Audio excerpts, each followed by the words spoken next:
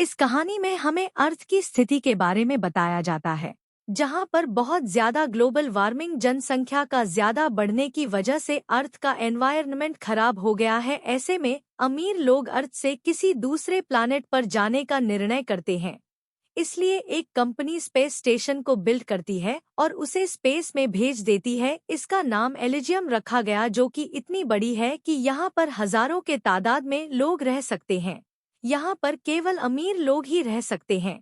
Technology बहुत advance है। यहाँ पर ऐसी मशीन तैयार की गई है जिसमें आदमी किसी भी तरह की बीमारी को ठीक कर सकता है। और इसके बाद अर्थ का सीन दिखाया गया है, जहाँ पर केवल गरीब लोग हैं। इसी बीच हमें छोटे लड़के मैक्स को दिखाया गया है। मैक्स का इस दुनिया में कोई भी नहीं है। एक दिन उनके घर में एक लड़की आती है जिसका नाम फ्रे है, जिससे वह बहुत घुल मिल जाता है। मैक्स फ्रे से वादा करता है और वह अपने वादे को पूरा करने के लिए चोरी करने लगता है। फिर एक दिन सिस्टर उसे समझती है कि हमें खुद के साथ अच्छा करने के लिए दूसरे के साथ बुरा नहीं करना चाहिए। मैक्स अब बड़ा हो गया है और वह आई कंपनी में जॉब करता है। मैक्स एक दिन बस में जाता है तो आई उसका बैग चेक करते हैं, क्योंकि उनके डेटा में वह क्रिमिनल है। लेकिन मैक्स उन्हें चेक करने नहीं देता, जिसमें ऑफिसर उसका हाथ तोड़ देते हैं।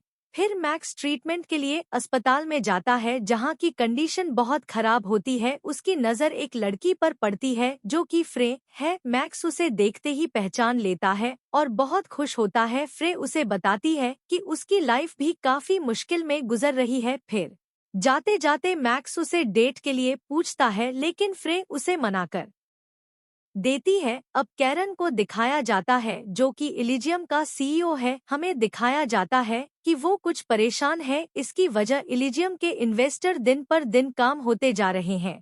इसके बाद हमें स्पाइडर नाम की एक लड़की को दिखाया जाता है, जो कि हैकर है, जो कि इलीगल तरीके से लोगों को एलिजियम में भेज रही है। लोगों की आर्म पर टैग लगाया जाता है, जो कि एलिजियम के सिटीजन होने की निशानी है। एलिजियम में वह लोग जाते हैं जिनको बहुत ही भयानक बीमारी है और वह अपनी बीमारी का इलाज कर सके। यह लोग एलिजियम के सिस्टम को हैक करके उनका कोड चुरा लेते हैं, लेकिन वहां के डिफेंस टीम को इसके बारे में पता चल जाता है। इसके बाद डिफेंस सेक्रेटरी जेसिका उन्हें वापस जाने के लिए कहती है, लेकिन स्पाइडर के लोग नहीं मानते और आगे बढ़ने लगते हैं। लेकिन जेसिका उन तीनों क्राफ्ट को खत्म करने का ऑर्डर देता है। उसका यह एजेंट अर्थ पर ही होता है। वह हाईटेक मिसाइल लॉन्चर से उनको डिस्ट्रॉय कर देता है। 2 क्राफ्ट तो डिस्ट्रॉय हो जाते हैं, लेकिन एक अपने आप को प्रोटेक्ट कर लेता है और यह लोग एलिजियम के एनवायरनमेंट में लैंड हो जाते हैं।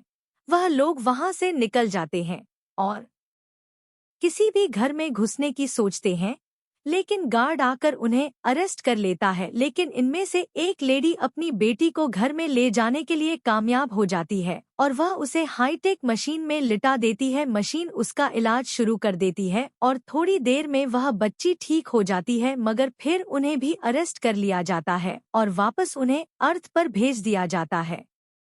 अब हम देखते हैं कि मैक्स रेडिएशन डिपार्टमेंट में काम करता है। वहां का एक डोर खराब हो चुका था, जिसके बारे में मैक्स अपने बॉस को इन्फॉर्म करता है, क्योंकि उसमें से जो रेडिएशन निकल रही थी वह किसी के लिए भी हानिकारक सिद्ध हो सकती थी। जब वह डोर को चेक करता है तो उसमें उसे मेटल की एक प्लेट फंसी हुई नजर आती है, लेकिन जब वह उसे निकलता है तो वह ठीक होकर बंद हो जाता है और उसके अंदर रेडिएशन ऑन हो जाते हैं, जिसे मैक्स एक्सपोज होता है। फिर उसका बॉस रेडिएशन को ऑफ करके उसको रोबोट की मदद से बाहर ले आता है, लेकिन देर बहुत ज्यादा हो चुकी थी, इसलिए उसकी बॉडी में बहुत ज्यादा रेडिएशन जा चुकी थी। इसीलिए उसे बताया जाता है कि वह 5 दिन में मर जाएगा। इन सब के बारे में केरन को भी पता चल जाता है, लेकिन उसे इसकी कोई परवाह नहीं थी। उसे दवाई दी जाती है जिससे उसे मरने तक रेडिएशन से पेन नहीं होगा। जेसिका के बॉस मीटिंग के दौरान जेसिका पर गुस्सा करते हैं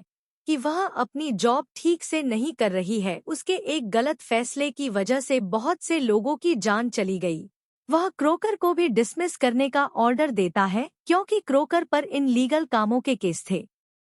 इधर मैक्स अपने एक दोस्त के पास जाता है और उसे सब कुछ बताता है। स्पाइडर मैक्स को वहां जाने के लिए आईडी देने के लिए मान जाता है, मगर वह उसे कुछ इसके बदले में मांगता है। वह कहता है कि तुम केरन के ब्रेन के डाटा को अपने ब्रेन में कॉपी करने के लिए कहता है। इसके जरिए वह केरन के बैंक अकाउंट को लूटना चाहता है। इसके लिए मैक्स को कुछ ऑपरेशन करवाने थे और वह उसकी बात मान जाता है। दूसरी तरफ जेसिका केरन से मिलती है क्योंकि उसे पता है कि केरन की कंपनी लॉस में जा रही है, इसीलिए वह उसे एलिजियम को 200 सालों तक प्रोटेक्ट करने का ऑर्डर देती है, जिसके लिए उसे केरन के सिस्टम को रीबूट करना होगा और जेसिका को यहाँ का प्रेसिडेंट बनाना होगा। केरन उसके इस ऑफर को मान जाता है। इसके बाद वह उसके रिबूट करने के लिए उसके डाटा को सीक्वेंस में लगता है। उसे इसका कॉपी होने का डर था, इसलिए वह इसे अपने ब्रेन में भी कॉपी कर लेता है और वह एक सिस्टम में प्रोग्राम भी सेट कर देता है कि अगर इसे कोई कॉपी करेगा तो यह सिस्टम उसे मार देगा।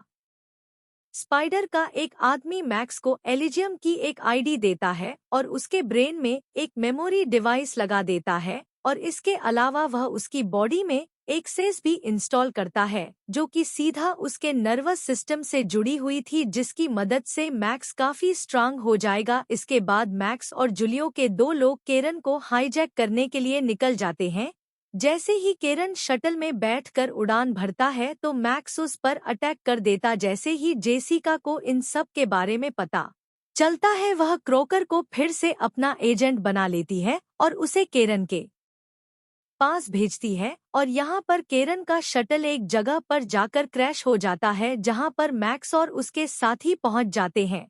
इसके बाद शटल में से रोबोट निकलता है और फायरिंग करने लगता है। मैक्स उसमें से एक रोबोट को आसानी से मार देता है। इसके बाद यह सब लेजर से केरन के शटल को काट देते हैं। इस दौरान वहां पर दूसरा रोबोट भी आ जाता है, लेकिन मैक्स की गोलियां खत्म हो जाती हैं। फिर उसे फिजिकल फाइट करनी पड़ती है। इसमें कैरन भी जख्मी हो गया था। इसके बाद सिंड्रोम केरल के दिमाग को मैक्स के दिमाग के साथ कनेक्ट कर देता है और डाटा कॉपी कर लेता है, लेकिन सिंड्रोम इस कॉपी डाटा को नहीं पढ़ पाता। क्रोकर भी वहां पर दो लोगों के साथ पहुंच जाता है, जिसे देखकर सभी भागने लगते हैं। क्रोकर सिंड्रोम को हाईटेक से मार देता है। मैक्स के दिमाग में डाटा कॉपी हो रहा था, इसलिए वह कुछ भी नहीं कर पाता और जूलियो उसे भगाने में मदद करता है। वहां से भागने की कोशिश करते हैं, लेकिन क्रोकर उनकी कार को उड़ा देता है। क्रोकर मैक्स के पेट में चाकू मार देता है। क्रोकर जूलियो को मार देता है।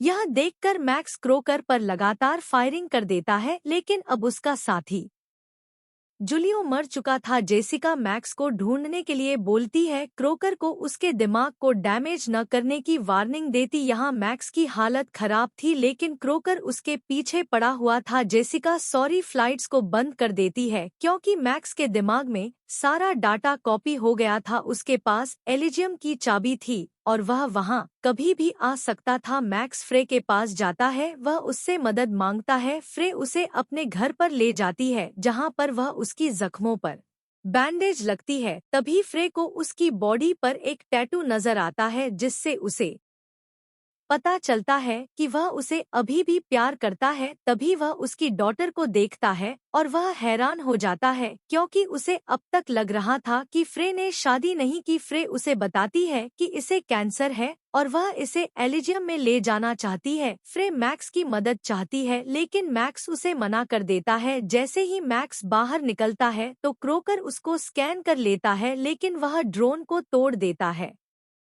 क्रोकर लोकेशन को देखकर फ्रे के घर पर आ जाता है, लेकिन मैक्स वहां पर नहीं था, तो वह फ्रे से उसके घर का एड्रेस पूछता है। इसके बाद क्रोकर फ्रे को अपने साथ ले जाता है। इसके बाद मैक्स स्पाइडर के पास जाता है और उस पर गुस्सा हो जाता है। स्पाइडर मैक्स के दिमाग में डाटा को चेक करता है और वह हैरान हो जाता है कि इसमें तो इल्यूजन को रिव्यू करने का सिस्टम है। मैक्स टूटे हुए ड्रोन की मदद से क्रोकर को मैसेज भेजता है और बुलाता है कि तुम्हें जो चाहिए वह मिल जाएगा, लेकिन इसके बदले में तुम्हें मुझे ठीक करना होगा। वह मैक्स की बात को मान लेता है और उसे एलिजियम पर ले जाने के लिए मान जाता है। अब जेसिका एलिजियम के फ्लाई जोन को एक्टिवेट कर देती है। इसके बाद वह कुछ देर बाद एलिजियम के फ्लाई जोन में पहुंच जाते हैं। अब क्रोकर फ्रे के साथ बदतमीजी करने लगता है, जिसकी वजह से मैक्स के साथ लड़ाई हो जाती है। वह शटल कंट्रोल से बाहर हो जाता है। अब मैक्स का फेस बुरी तरह से जख्मी हो चुका है और अब इसके बाद शटल अपना बैलेंस खो देता है और नीचे आकर गिर जाता है। सबसे पहले क्रोकर मैक्स को सेफ जगह पर रखता है, उसके बाद फिर एक नीचे उतरता है। किसी तरह से फ्रे उस बच्ची को एक घर में ले जाती है, लेकिन उसके पास वह टैग नहीं था, इसलिए मशीन उसको ठीक नहीं करती। जेसिका के लोग मैक्स को पकड़ लेते हैं और उसे एलिसियम को रिबूट करने का सॉफ्टवेयर डाउनलोड करते हैं और उसे बोलते हैं कि यह डाटा न्यूरोलॉजी के लिए कनेक्ट है, इसीलिए डाटा निकलते ही मैक्स की जान चली जाएगी। और लेकिन जेसिका उसे कंटिन्यू करने के लिए बोलता है। दूसरी तरफ क्रोकर का एक आदमी फ्रे और उस लड़की को एक कमरे में बंद कर देता है।